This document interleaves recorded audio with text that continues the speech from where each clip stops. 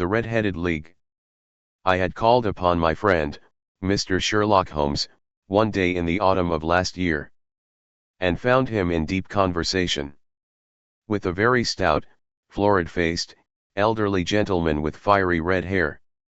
With an apology for my intrusion, I was about to withdraw, when Holmes pulled me abruptly into the room and closed the door behind me. "You could not possibly have come at a better time, my dear Watson," he said cordially. "I was afraid that you were engaged." "So I am." "Very much so." "Then I can wait in the next room." "Not at all. This gentleman, Mr. Wilson, has been my partner and helper in many of my most successful cases, and I have no doubt that he will be of the utmost use to me in yours also."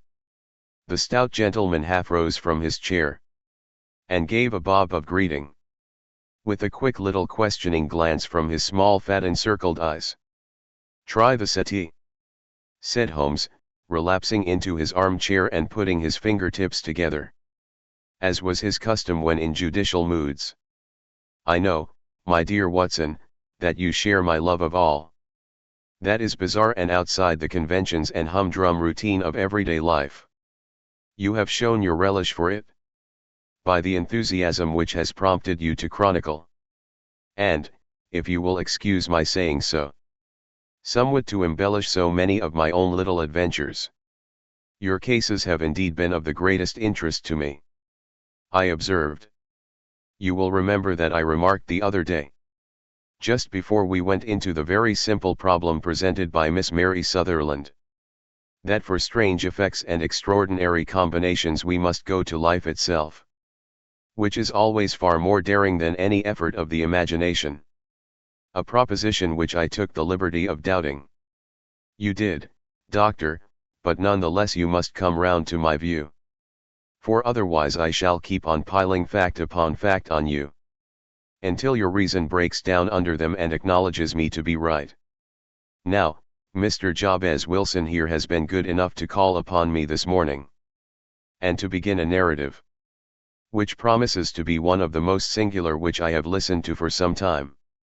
You have heard me remark that the strangest and most unique things are very often connected not with the larger but with the smaller crimes, and occasionally, indeed, where there is room for doubt whether any positive crime has been committed. As far as I have heard, it is impossible for me to say whether the present case is an instance of crime or not, but the course of events is certainly among the most singular that I have ever listened to. Perhaps, Mr. Wilson, you would have the great kindness to recommence your narrative.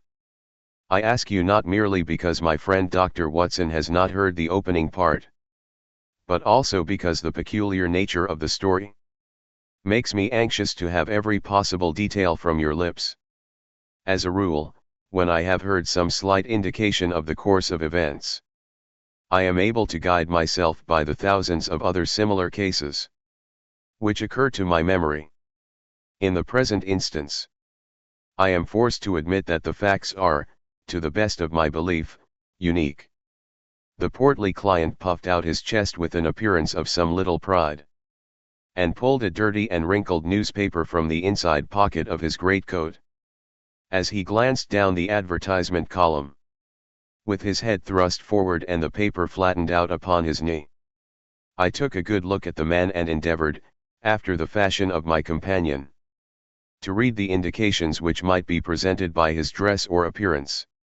I did not gain very much, however, by my inspection. Our visitor bore every mark of being an average commonplace British tradesman, obese, pompous, and slow. He wore rather baggy grey shepherd's check trousers, a not over-clean black frock coat, unbuttoned in the front, and a drab waistcoat with a heavy brassy Albert chain, and a square pierced bit of metal dangling down as an ornament. A frayed top hat and a faded brown overcoat with a wrinkled velvet collar lay upon a chair beside him. Altogether, look as I would, there was nothing remarkable about the man, save his blazing red head, and the expression of extreme chagrin and discontent upon his features. Sherlock Holmes' quick eye took in my occupation. And he shook his head with a smile as he noticed my questioning glances. Beyond the obvious facts that he has at some time done manual labor, that he takes snuff, that he is a Freemason, that he has been in China, and that he has done a considerable amount of writing lately, I can deduce nothing else. Mr. Jabez Wilson started up in his chair, with his forefinger upon the paper, but his eyes upon my companion. How, in the name of good fortune, did you know all that, Mr. Holmes? He asked. How did you know, for example, that I did manual labor? It's as true as gospel, for I began as a ship's carpenter. Your hands, my dear sir. Your right hand is quite a size larger than your left. You have worked with it, and the muscles are more developed. Well, the snuff, then, and the Freemasonry. I won't insult your intelligence by telling you how I read that. Especially as, rather against the strict rules of your order, you use an arc and compass breastpin. Ah, of course, I forgot that. But the writing. What else can be indicated? By that right cuff so very shiny for 5 inches. And the left one with the smooth patch near the elbow, where you rested upon the desk. Well, but China. The fish that you have tattooed immediately above your right wrist could only have been done in China. I have made a small study of tattoo marks, and have even contributed to the literature of the subject. That trick of staining the fish's scales of a delicate pink is quite peculiar to China. When, in addition, I see a Chinese coin hanging from your watch chain, the matter becomes even more simple. Mr. Jabez Wilson laughed heavily. Well, I never, said he. I thought at first that you had done something clever. But I see that there was nothing in it after all. I begin to think, Watson, said Holmes, that I make a mistake in explaining. Omnignotum pro magnifico, you know. And my poor little reputation, such as it is, will suffer shipwreck if I am so candid. Can you not find the advertisement, Mr. Wilson? Yes, I have got it now, he answered with his thick red finger planted halfway down the column. Here it is. This is what began it all. You just read it for yourself, sir. I took the paper from him and read as follows. To the Red-Headed League. On account of the bequest of the late Ezekiah Hopkins, of Lebanon, Pennsylvania, USA. There is now another vacancy open, which entitles a member of the League to a salary of £4 a week. For purely nominal services. All red-headed men, who are sound in body and mind and above the age of 21 years, are eligible. Apply in person on Monday, at 11 o'clock. To Duncan Ross, at the offices of the League, 7 Pope's Court, Fleet Street. What on earth does this mean? I ejaculated after I had twice read over the extraordinary announcement. Holmes chuckled and wriggled in his chair, as was his habit when in high spirits. It is a little off the beaten track, isn't it?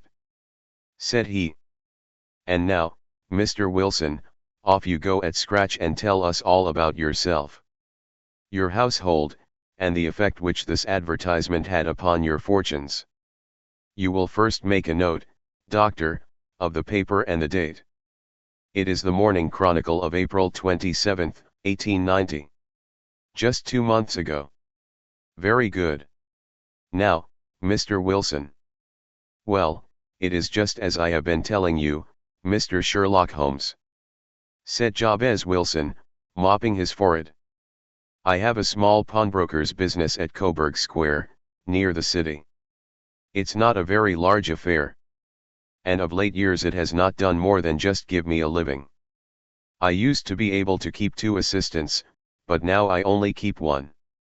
And I would have a job to pay him, but that he is willing to come for half wages so as to learn the business.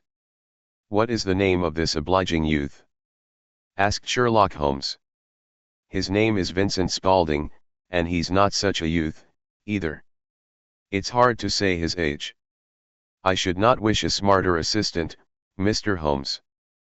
And I know very well that he could better himself and earn twice what I am able to give him. But, after all, if he is satisfied, why should I put ideas in his head? Why, indeed. You seem most fortunate in having an employee who comes under the full market price. It is not a common experience among employers in this age. I don't know that your assistant is not as remarkable as your advertisement. Oh, he has his faults, too, said Mr. Wilson. Never was such a fellow for photography. Snapping away with the camera when he ought to be improving his mind. And then diving down into the cellar like a rabbit into its hole to develop his pictures. That is his main fault. But on the whole he's a good worker. There's no vice in him. He is still with you, I presume. Yes, sir. He and a girl of 14, who does a bit of simple cooking and keeps the place clean. That's all I have in the house, for I am a widower and never had any family. We live very quietly, sir, the three of us. And we keep a roof over our heads and pay our debts, if we do nothing more. The first thing that put us out was that advertisement. Spaulding, he came down into the office just this day 8 weeks. With this very paper in his hand, and he says, I wish to the Lord, Mr. Wilson, that I was a red-headed man. Why that? I asks. Why? Says he. Here's another vacancy on the League of the Red-Headed Men. It's worth quite a little fortune to any man who gets it. And I understand that there are more vacancies than there are men. So that the trustees are at their wits' end what to do with the money. If my hair would only change color. Here's a nice little crib all ready for me to step into. Why, what is it, then? I asked. You see, Mr. Holmes, I am a very stay-at-home man. And as my business came to me instead of my having to go to it, I was often weeks on end without putting my foot over the doormat. In that way I didn't know much of what was going on outside. And I was always glad of a bit of news. Have you never heard of the League of the Red-Headed Men? He asked with his eyes open. Never. Why, I wonder at that, for you are eligible yourself for one of the vacancies. And what are they worth? I asked. Oh, merely a couple of hundred a year, but the work is slight. And it need not interfere very much with one's other occupations. Well, you can easily think that that made me prick up my ears. For the business has not been over good for some years. And an extra couple of hundred would have been very handy. Tell me all about it, said I. Well, said he, showing me the advertisement. You can see for yourself that the League has a vacancy. And there is the address where you should apply for particulars.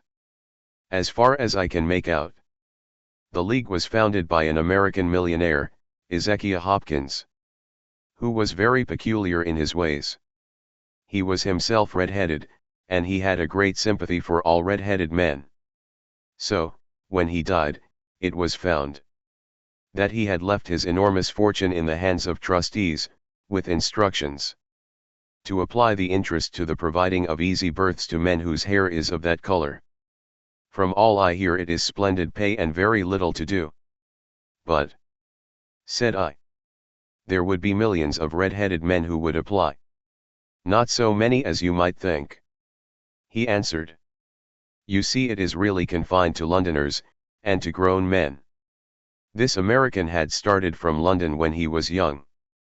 And he wanted to do the old town a good turn. Then, again, I have heard it is no use your applying. If your hair is light red, or dark red, or anything but real bright, blazing, fiery red. Now, if you cared to apply, Mr. Wilson, you would just walk in. But perhaps it would hardly be worth your while to put yourself out of the way. For the sake of a few £100. Now, it is a fact, gentlemen, as you may see for yourselves, that my hair is of a very full and rich tint.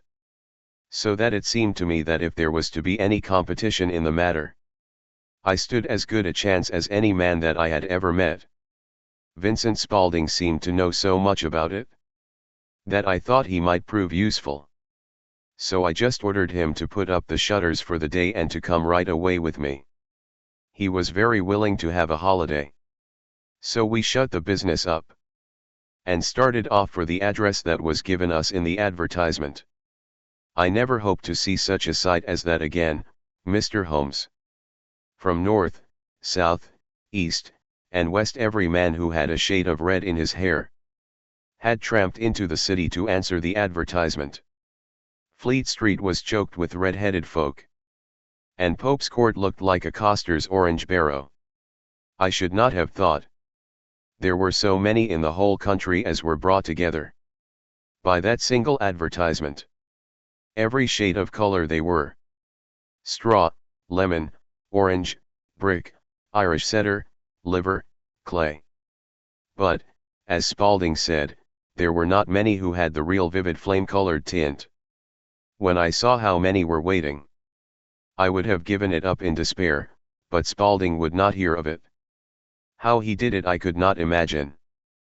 But he pushed and pulled and butted until he got me through the crowd, and right up to the steps which led to the office.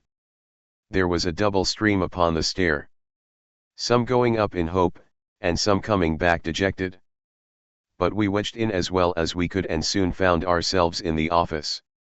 "Your experience has been a most entertaining one," remarked Holmes, as his client paused and refreshed his memory with a huge pinch of snuff. "Pray continue your very interesting statement." There was nothing in the office but a couple of wooden chairs and a deal table, behind which sat a small man with a head that was even redder than mine. He said a few words to each candidate as he came up, and then he always managed to find some fault in them which would disqualify them. Getting a vacancy did not seem to be such a very easy matter, after all. However, when our turn came, the little man was much more favorable to me than to any of the others, and he closed the door as we entered, so that he might have a private word with us. "This is Mr. Jabez Wilson," said my assistant, "and he is willing to fill a vacancy in the League, and he is admirably suited for it." The other answered, "He has every requirement. I cannot recall when I have seen anything so fine." He took a step backward, cocked his head on one side, and gazed at my hair until I felt quite bashful. Then suddenly, he plunged forward, wrung my hand, and congratulated me warmly on my success. "It would be injustice to hesitate," said he. "You will, however, I am sure, excuse me for taking an obvious precaution." With that he seized my hair in both his hands, and tugged until I yelled with the pain. "There is water in your eyes," said he as he released me. "I perceive that all is as it should be. But we have to be careful, for we have twice been deceived by wigs and once by paint. I could tell you tales of cobbler's wax which would disgust you with human nature." He stepped over to the window, and shouted through it at the top of his voice that the vacancy was filled. A groan of disappointment came up from below, and the folk all trooped away in different directions, until there was not a red head to be seen except my own and that of the manager. "My name," said he, "is Mr. Duncan Ross, and I am myself one of the pensioners upon the fund left by our noble benefactor. Are you a married man, Mr. Wilson? Have you a family?" I answered that I had not. His face fell immediately. "Dear me," he said gravely. "That is very serious indeed. I am sorry to hear you say that. The fund was, of course, for the propagation and spread of the redheads as well as for their maintenance. It is exceedingly unfortunate that you should be a bachelor." My face lengthened at this, Mr. Holmes, for I thought that I was not to have the vacancy after all. But after thinking it over for a few minutes he said that it would be all right. "In the case of another," said he, "the objection might be fatal. but we must stretch a point in favor of a man with such a head of hair as yours. When shall you be able to enter upon your new duties? Well, it is a little awkward, for I have a business already," said I. "Oh, never mind about that, Mr. Wilson," said Vincent Spaulding. "I should be able to look after that for you." "What would be the hours?" I asked. 10 to 2. Now a pawnbroker's business is mostly done of an evening, Mr. Holmes. Especially Thursday and Friday evening, which is just before payday. So it would suit me very well to earn a little in the mornings. Besides, I knew that my assistant was a good man. And that he would see to anything that turned up. "That would suit me very well," said I. "And the pay?" "Is £4 a week." "And the work?" "Is purely nominal." "What do you call purely nominal?" "Well, you have to be in the office, or at least in the building, the whole time. If you leave, you forfeit your whole position forever. The will is very clear upon that point. You don't comply with the conditions if you budge from the office during that time. It's only 4 hours a day, and I should not think of leaving," said I. "No excuse will avail," said Mr. Duncan Ross. "Neither sickness nor business nor anything else. There you must stay, or you lose your billet." "And the work?" "Is to copy out the Encyclopedia Britannica. There is the first volume of it in that press. You must find your own ink, pens, and blotting paper, but we provide this table and chair. Will you be ready tomorrow?" "Certainly," I answered. "Then, goodbye, Mr. Jabez Wilson. And let me congratulate you once more on the important position which you have been fortunate enough to gain." He bowed me out of the room. And I went home with my assistant, hardly knowing what to say or do. I was so pleased at my own good fortune. Well, I thought over the matter all day, and by evening I was in low spirits again. For I had quite persuaded myself that the whole affair must be some great hoax or fraud. Though what its object might be I could not imagine. It seemed altogether past belief that anyone could make such a will, or that they would pay such a sum for doing anything so simple as copying out the Encyclopedia Britannica. Vincent Spaulding did what he could to cheer me up. But by bedtime I had reasoned myself out of the whole thing. However, in the morning I determined to have a look at it anyhow. So I bought a penny bottle of ink, and with a quill pen, and 7 sheets of foolscap paper, I started off for Pope's Court. Well, to my surprise and delight, everything was as right as possible. The table was set out ready for me. And Mr. Duncan Ross was there to see that I got fairly to work. He started me off upon the letter A, and then he left me. But he would drop in from time to time to see that all was right with me. At 2 o'clock, he bade me good day, complimented me upon the amount that I had written, and locked the door of the office after me. This went on day after day, Mr. Holmes. And on Saturday, the manager came in and planked down 4 golden sovereigns for my week's work. It was the same next week, and the same the week after. Every morning I was there at 10, and every afternoon I left at 2. By degrees Mr. Duncan Ross took to coming in only once of a morning. And then, after a time, he did not come in at all. Still, of course, I never dared to leave the room for an instant. For I was not sure when he might come. And the billet was such a good one, and suited me so well, that I would not risk the loss of it. 8 weeks passed away like this. And I had written about abbots and archery and armor and architecture and Attica, and hoped with diligence that I might get on to the bees before very long. It cost me something in foolscap, and I had pretty nearly filled a shelf with my writings. And then suddenly the whole business came to an end. To an end? Yes, sir. And no later than this morning. I went to my work as usual at 10 o'clock, but the door was shut and locked. with a little square of cardboard hammered onto the middle of the panel with a tack. Here it is, and you can read for yourself. He held up a piece of white cardboard about the size of a sheet of notepaper. It read in this fashion: "The Red-Headed League is dissolved. October 9, 1890.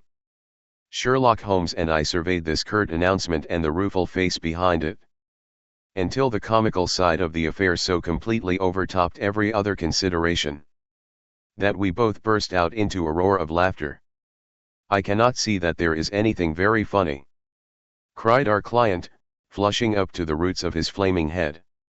"If you can do nothing better than laugh at me, I can go elsewhere." "No, no," cried Holmes, shoving him back into the chair from which he had half risen. "I really wouldn't miss your case for the world. It is most refreshingly unusual. But there is, if you will excuse my saying so, something just a little funny about it. Pray, what steps did you take when you found the card upon the door?" "I was staggered, sir. I did not know what to do. Then I called at the offices round, but none of them seemed to know anything about it. Finally, I went to the landlord, who is an accountant living on the ground floor. And I asked him if he could tell me what had become of the Red-Headed League. He said that he had never heard of any such body. Then I asked him who Mr. Duncan Ross was. He answered that the name was new to him. 'Well,' said I, 'the gentleman at number 4. "'What, the red-headed man?' "'Yes.' "'Oh,' said he. 'His name was William Morris. He was a solicitor, and was using my room as a temporary convenience until his new premises were ready. He moved out yesterday.' "'Where could I find him?' "'Oh, at his new offices. He did tell me the address. Yes, 17 King Edward Street near St. Paul's. I started off, Mr. Holmes. But when I got to that address it was a manufactory of artificial kneecaps. And no one in it had ever heard of either Mr. William Morris or Mr. Duncan Ross.' "'And what did you do then?' asked Holmes. "'I went home to Saxe-Coburg Square, and I took the advice of my assistant. But he could not help me in any way. He could only say that if I waited I should hear by post. But that was not quite good enough, Mr. Holmes. I did not wish to lose such a place without a struggle. So, as I had heard that you were good enough to give advice to poor folk who were in need of it, I came right away to you. And you did very wisely,' said Holmes. 'Your case is an exceedingly remarkable one, and I shall be happy to look into it. From what you have told me, I think that it is possible that graver issues hang from it than might at first sight appear.' 'Grave enough,' said Mr. Jabez Wilson. 'Why, I have lost £4 a week.' 'As far as you are personally concerned,' remarked Holmes, 'I do not see that you have any grievance against this extraordinary league. On the contrary, you are, as I understand, richer by some £30, to say nothing of the minute knowledge which you have gained on every subject which comes under the letter A. You have lost nothing by them.' 'No, sir. But I want to find out about them, and who they are, and what their object was in playing this prank, if it was a prank upon me. It was a pretty expensive joke for them, for it cost them £32. We shall endeavor to clear up these points for you. And, first, 1 or 2 questions, Mr. Wilson. This assistant of yours who first called your attention to the advertisement, how long had he been with you?' 'About a month then.' 'How did he come in answer to an advertisement?' 'Was he the only applicant?' 'No, I had a dozen.' 'Why did you pick him?' 'Because he was handy and would come cheap. At half wages, in fact.' 'Yes. What is he like, this Vincent Spaulding?' 'Small, stout-built, very quick in his ways, no hair on his face. Though he's not short of 30. Has a white splash of acid upon his forehead. Holmes sat up in his chair in considerable excitement. "I thought as much," said he. "Have you ever observed that his ears are pierced for earrings?" "Yes, sir. He told me that a gypsy had done it for him when he was a lad." Said Holmes, sinking back in deep thought. "He is still with you?" "Oh, yes, sir, I have only just left him." "And has your business been attended to in your absence?" "Nothing to complain of, sir. There's never very much to do of a morning." "That will do, Mr. Wilson. I shall be happy to give you an opinion upon the subject in the course of a day or two. Today is Saturday, and I hope that by Monday we may come to a conclusion." "Well, Watson," said Holmes when our visitor had left us, "what do you make of it all?" "I make nothing of it," I answered frankly. "It is a most mysterious business." "As a rule," said Holmes. "The more bizarre a thing is, the less mysterious it proves to be. It is your commonplace, featureless crimes which are really puzzling. Just as a commonplace face is the most difficult to identify. But I must be prompt over this matter." "What are you going to do, then?" I asked. "To smoke," he answered. "It is quite a three-pipe problem. And I beg that you won't speak to me for 50 minutes. He curled himself up in his chair, with his thin knees drawn up to his hawk-like nose. And there he sat with his eyes closed, and his black clay pipe thrusting out like the bill of some strange bird. I had come to the conclusion that he had dropped asleep, and indeed was nodding myself, when he suddenly sprang out of his chair, with the gesture of a man who has made up his mind, and put his pipe down upon the mantelpiece. "Sarasate plays at the St. James's Hall this afternoon," he remarked. "What do you think, Watson?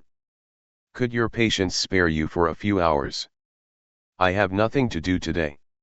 My practice is never very absorbing. Then put on your hat and come. I am going through the city first, and we can have some lunch on the way.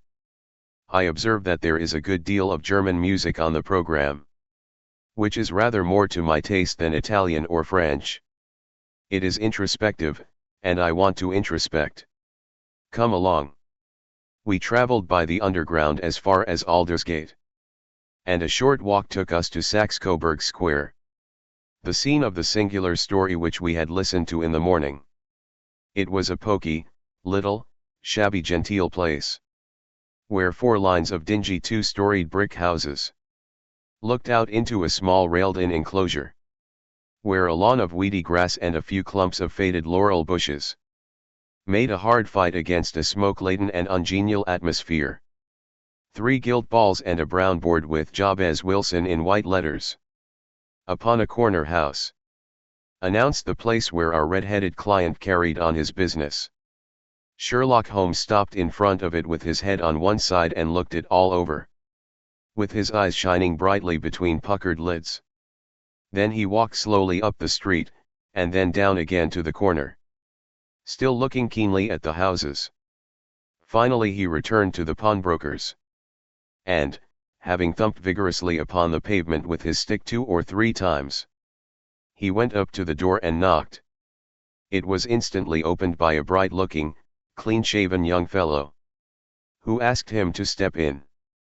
"Thank you," said Holmes. "I only wished to ask you how you would go from here to the Strand." "Third right, 4th left," answered the assistant promptly, closing the door. "Smart fellow, that," observed Holmes as we walked away. "He is, in my judgment, the 4th smartest man in London. And for daring I am not sure that he has not a claim to be 3rd. I have known something of him before." "Evidently," said I. "Mr. Wilson's assistant counts for a good deal in this mystery of the Red-Headed League. I am sure that you inquired your way merely in order that you might see him." "Not him." "What then?" "The knees of his trousers." "And what did you see?"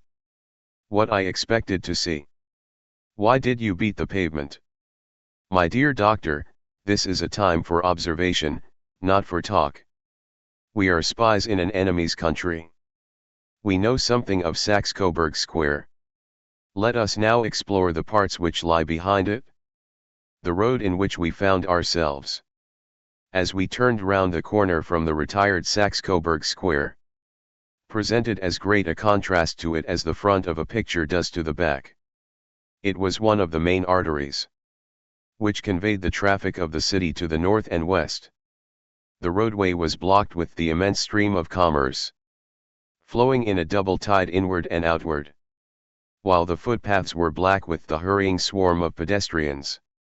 It was difficult to realize, as we looked at the line of fine shops and stately business premises, that they really abutted on the other side upon the faded and stagnant square, which we had just quitted. "Let me see," said Holmes, standing at the corner and glancing along the line. "I should like just to remember the order of the houses here. It is a hobby of mine to have an exact knowledge of London. There is Mortimer's, the tobacconist, the little newspaper shop. Bank, the Coburg branch of the City and Suburban Bank. The vegetarian restaurant, and McFarlane's carriage building depot. That carries us right onto the other block.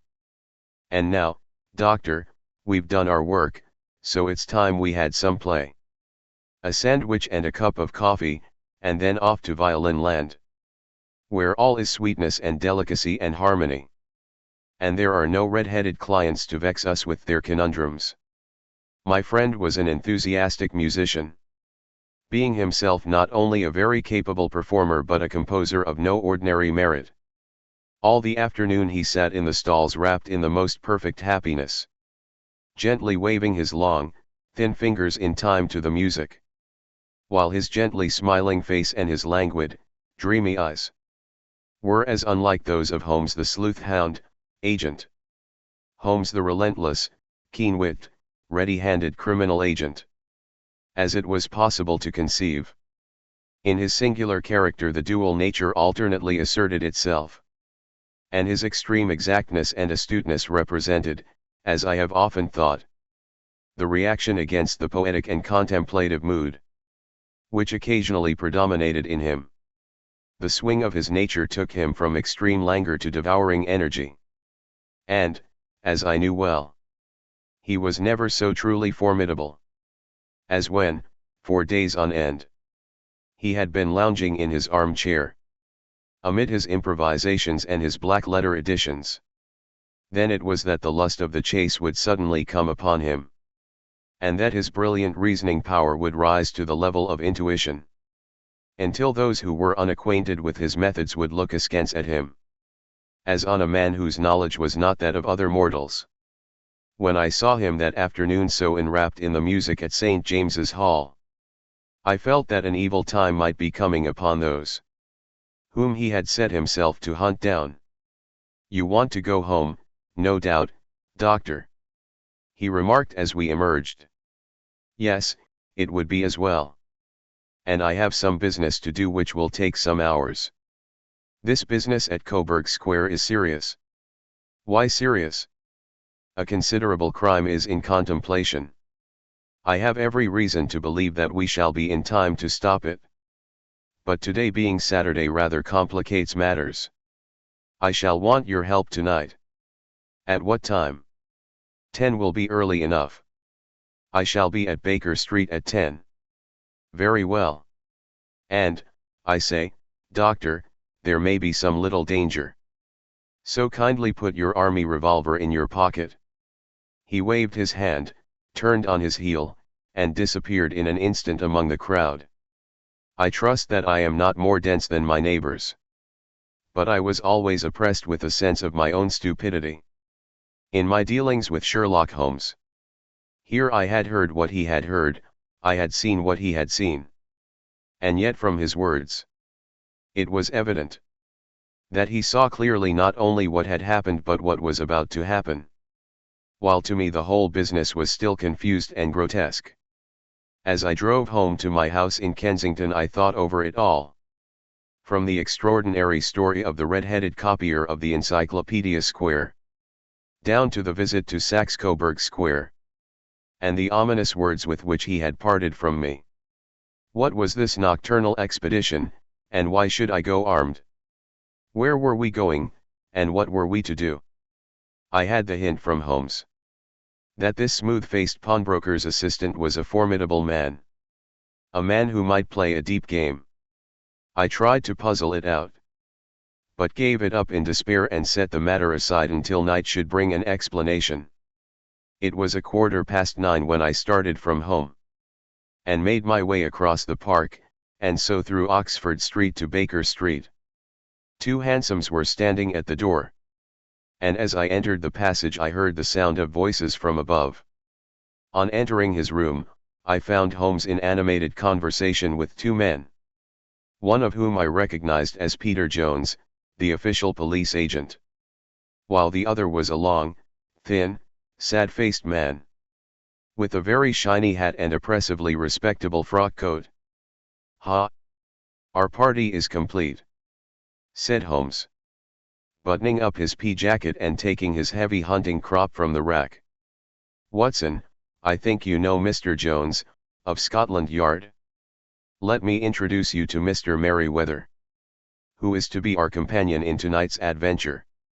We're hunting in couples again, Doctor, you see," said Jones in his consequential way. "Our friend here is a wonderful man for starting a chase. All he wants is an old dog to help him to do the running down. I hope a wild goose may not prove to be the end of our chase," observed Mr. Merryweather gloomily. "You may place considerable confidence in Mr. Holmes, sir," said the police agent loftily. "He has his own little methods, which are, if he won't mind my saying so, just a little too theoretical and fantastic. But he has the makings of a detective in him. It is not too much to say that once or twice, as in that business of the Sholto murder and the Agra treasure, he has been more nearly correct than the official force." "Oh, if you say so, Mr. Jones, it is all right," said the stranger with deference. "Still, I confess that I miss my rubber. It is the first Saturday night for 27 years that I have not had my rubber." "I think you will find," said Sherlock Holmes, "that you will play for a higher stake tonight than you have ever done yet. And that the play will be more exciting. For you, Mr. Merryweather, the stake will be some £30,000. And for you, Jones, it will be the man upon whom you wish to lay your hands. John Clay, the murderer, thief, smasher, and forger.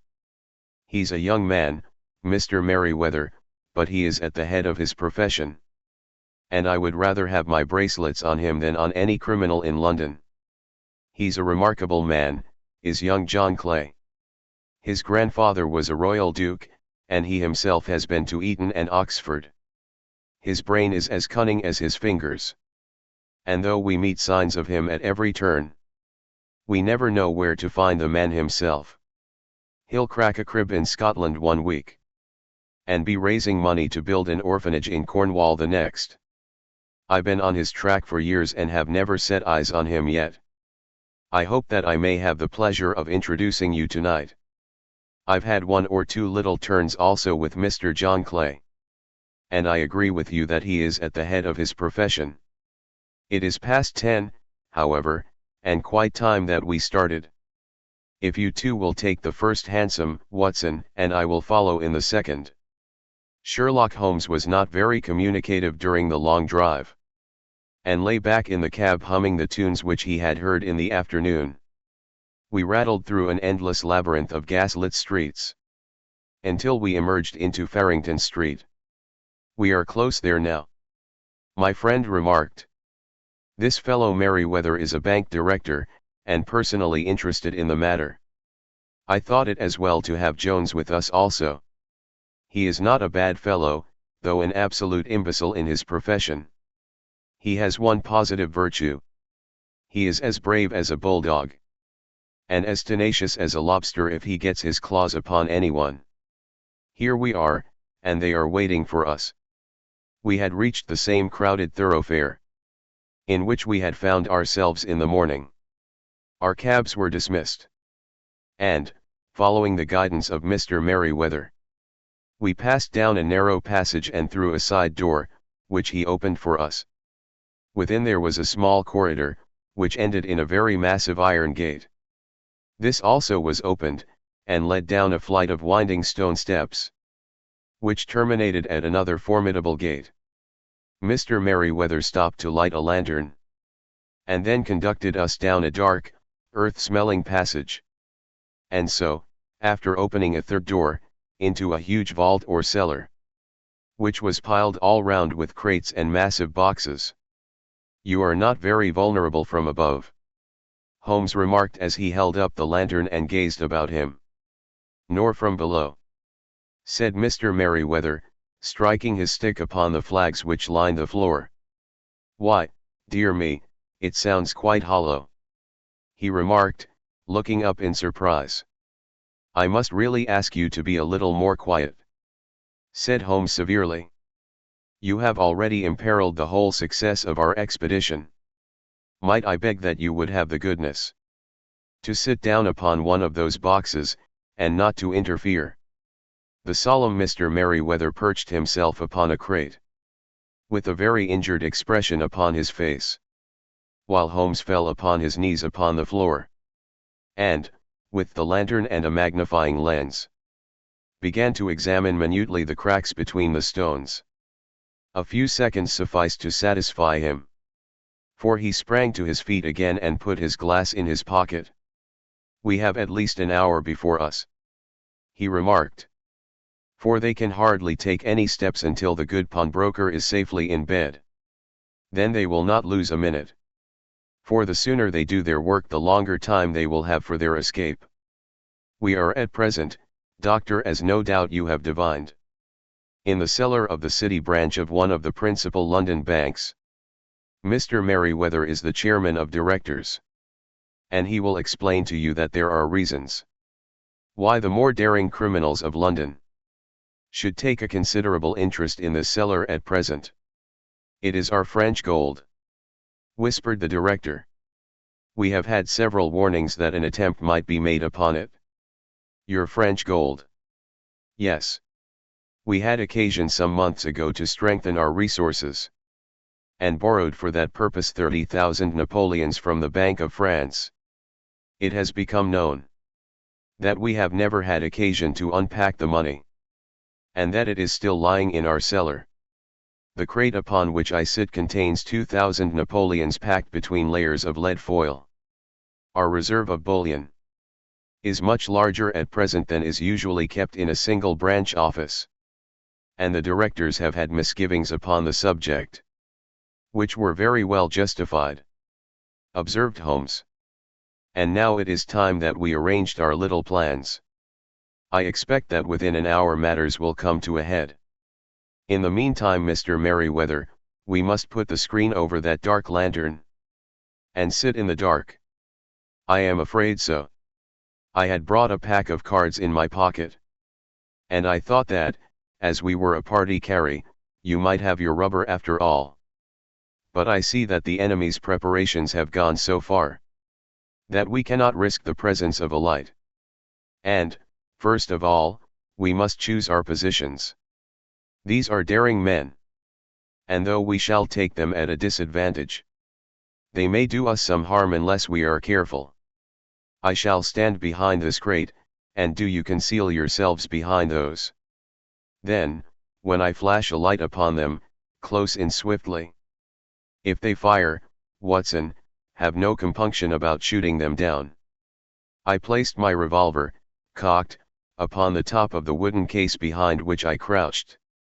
Holmes shot the slide across the front of his lantern and left us in pitch darkness.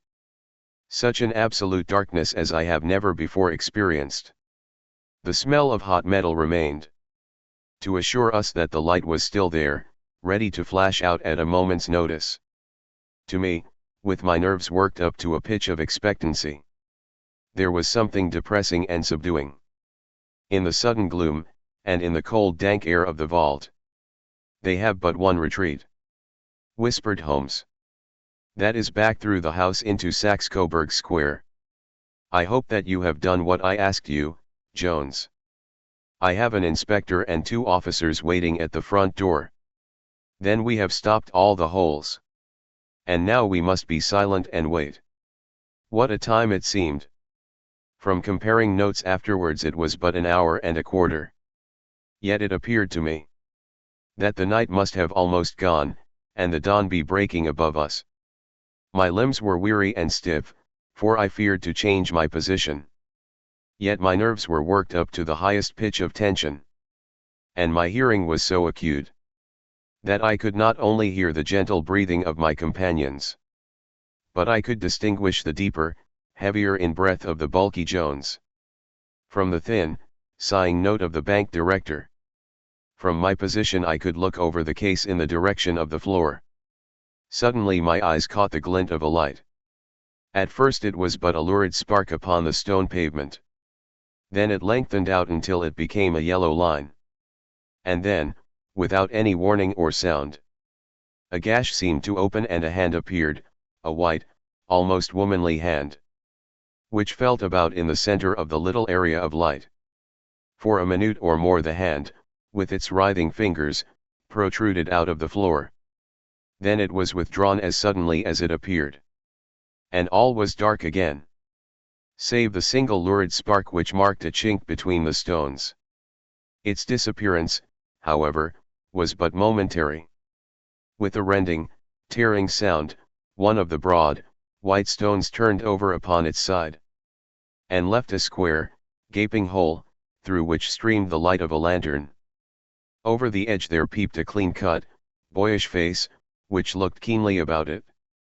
And then, with a hand on either side of the aperture, drew itself shoulder-high and waist-high, until one knee rested upon the edge. In another instant, he stood at the side of the hole and was hauling after him a companion, lithe and small like himself, with a pale face and a shock of very red hair. "It's all clear," he whispered. "Have you the chisel and the bags? Great Scott! Jump, Archie, jump, and I'll swing for it." Sherlock Holmes had sprung out and seized the intruder by the collar. The other dived down the hole, and I heard the sound of rending cloth as Jones clutched at his skirts. The light flashed upon the barrel of a revolver, but Holmes' hunting crop came down on the man's wrist, and the pistol clinked upon the stone floor. "It's no use, John Clay," said Holmes blandly. "You have no chance at all." "So I see," the other answered with the utmost coolness. "I fancy that my pal is all right, though I see you have got his coat-tails." "There are 3 men waiting for him at the door," said Holmes. "Oh, indeed.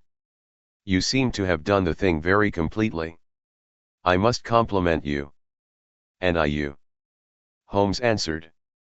"Your red-headed idea was very new and effective." "You'll see your pal again presently," said Jones. "He's quicker at climbing down holes than I am. Just hold out while I fix the derbies. I beg that you will not touch me with your filthy hands," remarked our prisoner as the handcuffs clattered upon his wrists. "You may not be aware that I have royal blood in my veins. Have the goodness, also, when you address me always to say sir and please." "All right," said Jones with a stare and a snigger. "Well, would you please, sir, march upstairs, where we can get a cab to carry your highness to the police station." "That is better," said John Clay serenely. He made a sweeping bow to the 3 of us, and walked quietly off in the custody of the detective. "Really, Mr. Holmes," said Mr. Merryweather as we followed them from the cellar, "I do not know how the bank can thank you or repay you. There is no doubt that you have detected and defeated in the most complete manner one of the most determined attempts at bank robbery that have ever come within my experience. I have had 1 or 2 little scores of my own to settle with Mr. John Clay," said Holmes. "I have been at some small expense over this matter, which I shall expect the bank to refund. But beyond that I am amply repaid, by having had an experience which is in many ways unique. and by hearing the very remarkable narrative of the Red-Headed League. "You see, Watson," he explained in the early hours of the morning, as we sat over a glass of whiskey and soda in Baker Street, "it was perfectly obvious from the first that the only possible object of this rather fantastic business, of the advertisement of the League, and the copying of the encyclopedia, must be to get this not overbright pawnbroker out of the way, for a number of hours every day. It was a curious way of managing it. But, really, it would be difficult to suggest a better. The method was no doubt suggested to Clay's ingenious mind by the color of his accomplice's hair. The £4 a week was a lure which must draw him. And what was it to them, who were playing for thousands? They put in the advertisement, 'One rogue has the temporary office. The other rogue incites the man to apply for it.' And together they managed to secure his absence every morning in the week.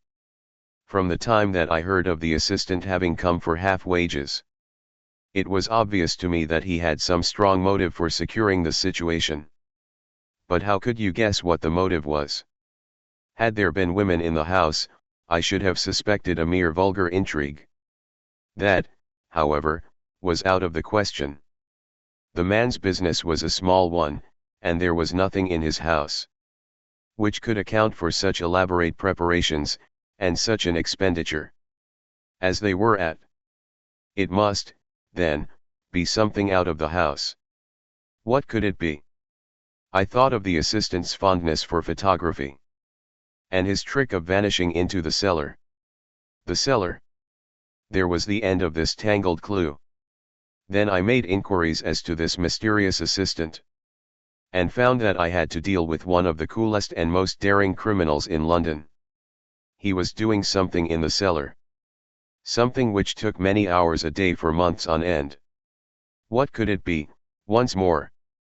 I could think of nothing save that he was running a tunnel to some other building. So far I had got when we went to visit the scene of action. I surprised you by beating upon the pavement with my stick.